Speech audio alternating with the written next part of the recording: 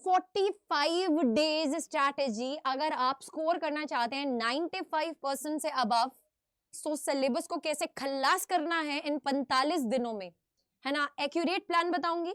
ये 45 दिन का स्ट्रैटेजी, ये 45 दिन का चैलेंज मैम आज आपको देने आई है। क्योंकि जब हम लाइफ में बेटा चैलेंज नहीं लेते ना, हमें वो एक मोटिवेशन नहीं आता है किसी चीज को करने का, और चैलेंज को ब्रेक नहीं करना है क्योंकि अब वक्त नहीं है। डेट शीट आ चुका है already, and we all know that कि किस सब्जेक्ट में कितना हमको छुट्टी मिल रहा है, उसके हिसाब से हमें किस सब्जेक्ट को कितना प्रायोरिटाइज करना है, हमारा कौन सा सब्जेक्ट वीक है, हमको किस तरीके से अप्रोच रखनी है। Everything is gonna be share in detail in this video. So if you are a new user, don't forget to subscribe to the channel first of all, and don't forget to like the video as well, क्योंकि सच में ये video आपके लिए बहुत ही helpful रहने वाला है। अगर मैं सब्जेक्ट वाइज टाइम टेबल की बात करूं तो किस सब्जेक्ट को कौन से टाइम पर पढ़ना है या फिर किस सब्जेक्ट को कितना पढ़ना है, मैं वो नहीं बताऊंगी। क्योंकि वो आपको पता है बेटा, किसी बच्चे का फिजिक्स ज्यादा बढ़िया है, किसी बच्चे का बायो ज्यादा बढ़िया है, किसी बच्चे का केमिस्ट्री ज्यादा अच्छा है, किसी बच्चे का मैथ्स ज्यादा अच्छा है, तो वो आपको प्रायोरिटाइज करना पड़ेगा। बट आपके दिन को किस तरीके से आपको यूटिलाइज करना है वो मैं प्रॉपर आपको बताने वाली हूँ इस वीडियो में। तो चलिए, अगर हम बात करें, आपने अभी तक अक्टूबर, नवंबर, इवन कि उससे पहले वाले मंथ्स तो भूल ही जाओ, है ना, ये सब ऑलरेडी आप वेस्ट करके बैठे हो, या कहीं ना कहीं आप इस स्टेज में हो कि आपका सिलेबस ऑलमोस्ट फिनिश है या फिनिश होने वाला है। सबके लिए हम बातचीत करेंगे। First of all, do comment in the comment section. आप कमेंट करके जरूर से बताना मैम को, after completing this video, after watching this video, आप कमेंट सेक्शन में कमेंट करके जरूर से बताना हाउ मच % आपकी तैयारी हो चुकी है। ठीक है, कितने % आपकी तैयारी हो चुकी है। आपको क्या करना है बेसिकली बेटा, आपको डिवाइड करना है 3 तरीकों से अपने सिलेबस को, अपने टाइम को। क्या डिवाइड करना है मैम, किस तरीके से डिवाइड करना है, उसके बारे में मैं बताती हूँ। सबसे पहले आपको डिफिकल्टी सब्जेक्ट्स की इस तरीके से डिवाइड करना है कि आपको प्रायोरिटाइज करना है कि आपके लिए सबसे डिफिकल्ट सब्जेक्ट कौन सा है। क्योंकि हम डिफिकल्ट सब्जेक्ट को आइडेंटिफाई नहीं करेंगे तो उस पर वर्क कैसे करेंगे, है ना। लेट्स सपोज मैं मान के चल रही हूँ physics is on the top, कि आपके लिए फिजिक्स बहुत ज्यादा डिफिकल्ट है। आप ऐसा समझ रहे हैं कि आपको फिजिक्स जो है वो बिल्कुल नहीं आता है, या आपने पढ़ने की बहुत कोशिश करी, आपने दिन रात एक कर दिया बट फिर भी नहीं हो रहा है, कोई बात नहीं, इट्स फाइन, बट आइडेंटिफाई करो, प्रायोरिटाइज करो, है ना। 5 सब्जेक्ट्स हैं तो पांचों को first, second, third, fourth and fifth number पे रखो। तो जो सबसे ऊपर वाला सब्जेक्ट है उसको रेड से सर्कल कर लो, या सिंपली, अगर आप भाग मत जाना या रेड पेन लेने के लिए, उसको सिंपल सर्कल कर लो, अपनी आंखों में जड़ा लो कि ये वाले सब्जेक्ट के ऊपर बहुत मेहनत लगने वाली है। Then go to the date sheet, then go to the date sheet part. ठीक है, डेट शीट पे जाइए, डेट शीट पे जाइए और आइडेंटिफाई कीजिए कि उस सब्जेक्ट में छुट्टी कितनी है। लेट्स सपोज अगर मैं फिजिक्स की बात कर रही हूं तो केमिस्ट्री के बाद फिजिक्स में 5 दिन की छुट्टी है। चैप्टर्स कितने हैं? 14 चैप्टर्स हैं। चैप्टर्स कितने हैं? 14 चैप्टर्स हैं। ये आपको हर एक सब्जेक्ट के लिए बनाना पड़ेगा। अगर आप मेहनत नहीं करोगे बेटा, देखो एक होता है कि हम बस चलते जा रहे, काम करते जा रहे, पढ़ते जा रहे, पढ़ते जा रहे, कोई फायदा नहीं है। जब तक एक दिशा नहीं पता होगी कि हम किस डायरेक्शन में मूव करना चाहते हैं, व्हाट इज आवर गोल, हम फिजिक्स में सिर्फ पास होना चाहते हैं या फिजिक्स में हम पूरे नंबर लेकर आना चाहते हैं, there is difference between the two things. So you need to identify your goal first of all. कितने % गोल है, कितने मार्क्स गोल है, उसको डायरेक्शन देना फिर मैम का काम है। ठीक है, ma'am will help you in that. ठीक है, ma'am is going to help you in that. तो बेटा डिफिकल्ट सब्जेक्ट्स के हिसाब से बेटा 1 2 3 4 पे रखना है। डेट शीट के हिसाब से आपको जज आउट करना है कि कितने कितने डेज रिमेनिंग है इनमें, and then come to the chapter. Chapters को डिवाइड करना है, कौन से चैप्टर्स इजी हैं, कौन से चैप्टर्स मॉडरेट हैं, कौन से चैप्टर्स डिफिकल्ट हैं। लेट्स सपोज अगर मैं फिजिक्स की बात करूं तो इजी चैप्टर्स मेरे अकॉर्डिंगली आपके होने चाहिए मॉडर्न फिजिक्स के, है ना, dual nature of radiation and matter, atoms, nuclei. Then अगर हम बात करें आप इलेक्ट्रिक चार्जेस एंड फील्ड, तो अभी कितनी बार पढ़ चुके होंगे यार, है ना। इलेक्ट्रिक चार्ज एंड फील्ड तो आपने कितनी बार पढ़ लिया होगा। इलेक्ट्रोस्टैटिक पोटेंशियल एंड कैपेसिटेंस तो आप कितनी बार पढ़ चुके होंगे। So these are the easy chapters जो आप मल्टीपल टाइम्स पढ़ चुके हैं। जब हम डिफिकल्ट चैप्टर्स की बात करेंगे तो डिफिकल्ट चैप्टर्स में आएगा आपके लिए ऑल्टरनेटिंग करंट। ऑल्टरनेटिंग करंट क्यों बोल रही हूँ, बिकॉज बायो स्टूडेंट्स को बहुत डिफिकल्ट लगता है, मैथ्स वालों को इतना मुश्किल नहीं लगेगा।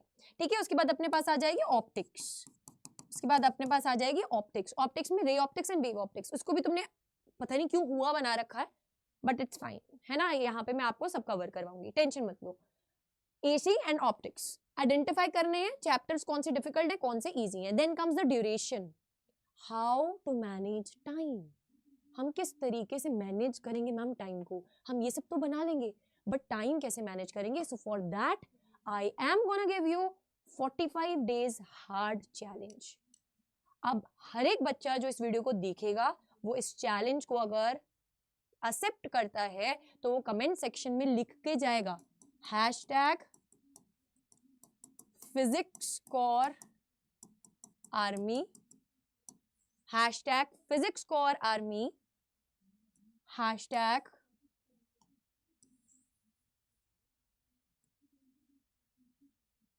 Physics core army, challenge accepted.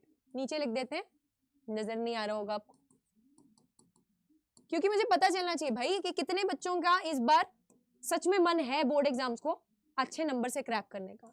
Hashtag physics core army, challenge accepted. ठीक है, so you need to write in the comment section of this video, so what is the challenge and what is basically the time table, what you need to do.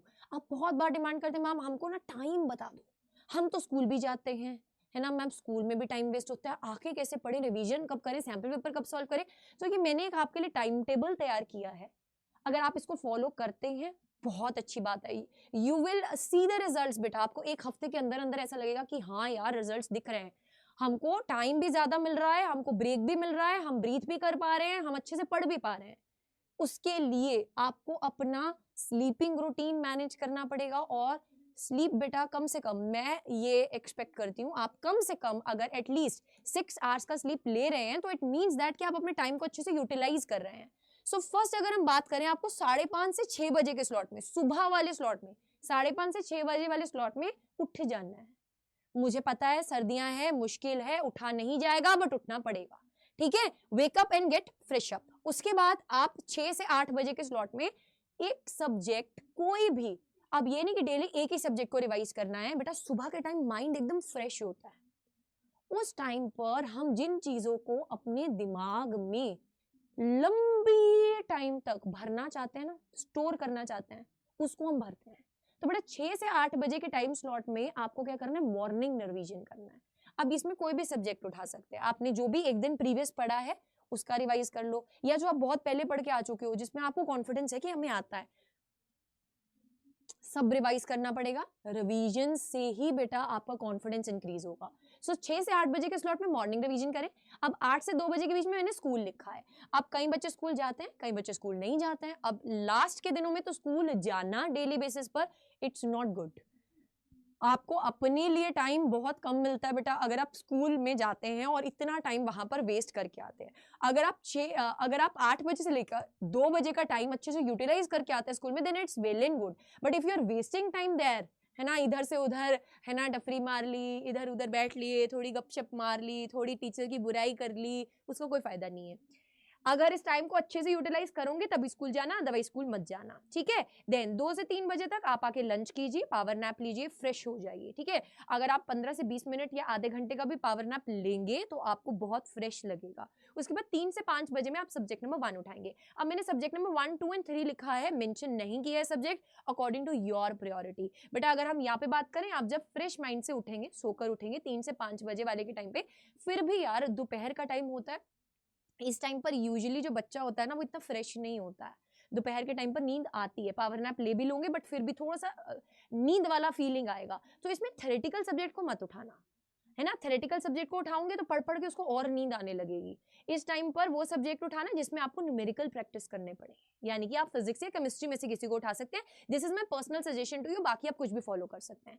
उसके बाद बेटा अगर हम बात करें 5 से लेकर 5:30 तक का टाइम, आप स्कूल जाएंगे तो स्कूल से कुछ ना कुछ तो काम मिलेगा। आप स्कूल वाले ऐसा वेले तो भेज नहीं देंगे तुमको, कुछ होमवर्क मिलेगा या प्रैक्टिकल फाइल मिलेगा, तो आप वो आधे घंटे के स्लॉट में उसको कर लीजिए। ठीक है, हाफ एन आवर का स्लॉट दे रही हूँ, ज्यादा नहीं दे रही हूँ, क्योंकि डेली बेसिस में हाफ एन आवर का slot is enough for contributing in school, because इतना इफेक्टिव नहीं होता है। अगर कहीं प्रैक्टिकल्स के डेज आएंगे तो फाइल्स वगैरह कंप्लीट करना है तो आप इस स्लॉट को बढ़ा सकते हैं। अगर आप इस स्लॉट को बढ़ाएंगे तो यहाँ का बेटा आप टाइम, है ना, लंच एंड पावर नैप का, इसको हाफ एन आवर कर दीजिएगा। ठीक है, बट तरीका यही रखिएगा क्योंकि चैलेंज है, अगर इसी तरीके से आप प्रोसीड करेंगे तभी आपको चीजें जो है आपकी हित में आती हुई दिखाई देंगी। देन 5:30 से 5:45 तक बेटा आप ब्रेक ले सकते हैं। इवनिंग टाइम में थोड़ा फ्रेशन अप हो गए, वॉक पे चले गए 10-15 मिनट की, या गाने सुन लिए या कुछ खा पी लिया। अच्छा, देन उसके बाद सब्जेक्ट 2 पढ़िए बेटा 6:45 से लेके 6:45 तक, ठीक है, सब्जेक्ट 2। देन सब्जेक्ट 3 बेटा 7:45 तक, फिर उसके बाद डिनर ब्रेक 7:45 से लेकर 8:30 तक। उसके बाद आप फ्रेश हो जाएंगे, 8:30 बजे तक आपने खा पी कर फ्रेश हो जाना है। उसके बाद बेटा 8:30 बजे से लेकर 10 बजे तक आपको प्रैक्टिस करना और प्रीवियस ईयर क्वेश्चंस लगाने हैं उन वाले टॉपिक्स के जो आपने ये वाले स्लॉट्स में कवर किए होंगे, subject 1, subject 2 and subject 3। Then comes the last, that is 10 PM to 11:30 PM। इसमें आपने करना है सैंपल पेपर को सॉल्व। ठीक है, आप जब सैंपल पेपर्स को सॉल्व कर लेंगे आपको एक कॉन्फिडेंस आएगा। अब ये ओवरऑल मैंने प्लान बनाकर दिया है, बट इसके अलावा if you feel that you want to connect with me और मैम हम अकेले तैयारी नहीं कर पाएंगे, अभी तक हमने बहुत टाइम बर्बाद कर दिया है, या फिर हम जहां पर स्टैंड कर रहे हैं हमको कॉन्फिडेंस नहीं आ रहा है, मैम आप हमारा हाथ थाम लीजिए, तो बेटा I am ready to hold your hand, we all are ready to hold your hand, and आपको पार कराने के लिए बेटा हम एकदम तैयार हैं। संकल्प हम ले चुके हैं आप लोगों को टॉप करवाने का। 500 सीट्स हैं, लिमिटेड सीट्स हैं, go for it and enrol in it.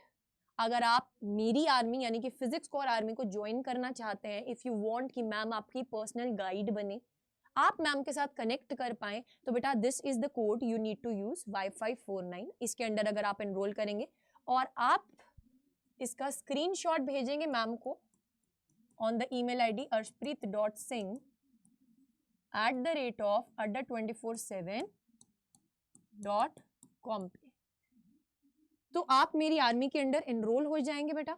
And फिर उसके बाद आपको टेंशन लेने की कोई जरूरत नहीं है, बिकॉज मैंने बहुत क्लियरली अपनी माइंड में बेटा ये चीज बिठा रखी है कि जो जो बच्चा मेरी आर्मी के अंदर एनरोल हो रहा है मैं उसको पर्सनली नरिश करूंगी। यानी कि हर सब्जेक्ट की अगर हम बात करें, हम RMS टेक्निक को तो फॉलो कर ही रहे हैं। You will be getting recall notes, you will be getting most important questions, you will be getting sample papers as well. अब ये नहीं बोल रहे कि यूट्यूब पे नहीं होगा, यूट्यूब पे होगा बेटा। अगर पेड में 100 हो रहा है, यूट्यूब पे 20 हो रहा है, तो आप 120 के हकदार होंगे। ये थोड़ा सा कैलकुलेशन अपने माइंड में रखिएगा। यूट्यूब वाले बच्चों को ये अगर है दिमाग में कि मैम यूट्यूब पर नहीं आएगी, सिर्फ यहाँ पर आएगी, ऐसा नहीं है। बट बेटा पर्सनल अटेंशन लास्ट मोमेंट पे जरूरी होती है। मैंने अपने टाइम पर, मुझे याद है मेरे एक मेंटोर थे जो लास्ट तक मेरे साथ थे। या मतलब आप जब एग्जाम में जा रहे होते हो ना, तो लास्ट मोमेंट पे भी आपको घबराहट हो रही होती है, यार क्या कैसे कैसे होगा, है ना। तो काफी अच्छे अच्छे बच्चे जो इतना सारा साल पढ़ते रहते हैं ना, लास्ट मोमेंट पे पैनिक हो जाते हैं यार। उस टाइम पर काम आता है एक पर्सनल गाइड, एक पर्सनल मेंटोर। तो बेटा वहां पर आपको, मेरी आर्मी में अगर आप एनरोल्ड हो तो आपको वहां पर पर्सनल अटेंशन मिलेगी मेरी तरफ से। एंड बिल्कुल कॉस्ट इफेक्टिव है, प्राइस बिल्कुल भी ज्यादा नहीं है।